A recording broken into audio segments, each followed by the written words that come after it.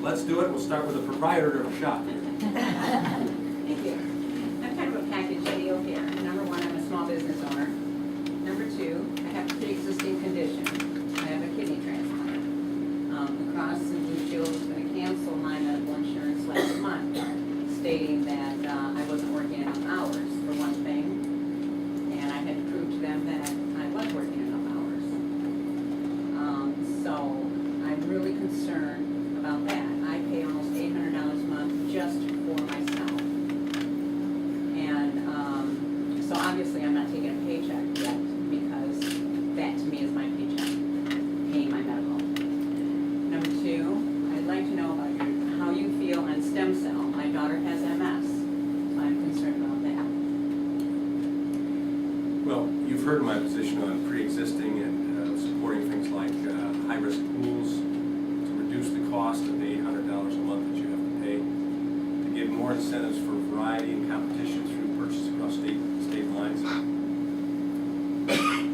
Undoubtedly, there's a market for it, which we know there is. My brother has a pre-existing condition. Couldn't get affordable insurance.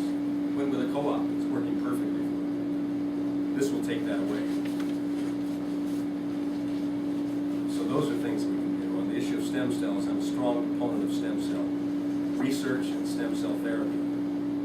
But that is using kind of a free market guy to go with what works. And that's why the private sector is investing in adult stem cell research. They're investing in umbilical cord stem cell research, and now new skin cell, which is promising a lot of good things.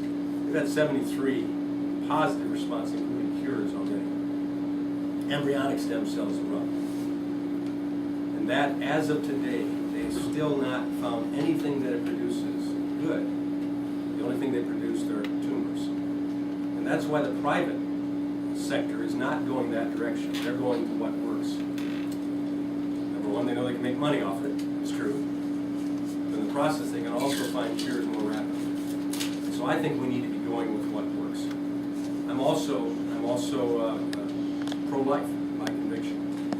And when you see embryonic stem cells used, especially when they're not used productively now, I've never seen a reason to go that direction to take a life, to supposedly save a life, especially when you're not.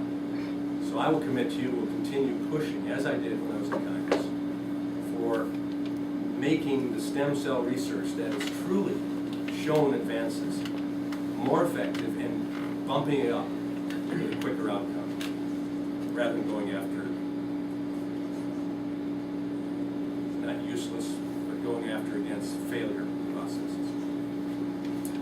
Other questions? Senior citizens, we're afraid that things happen to Medicare.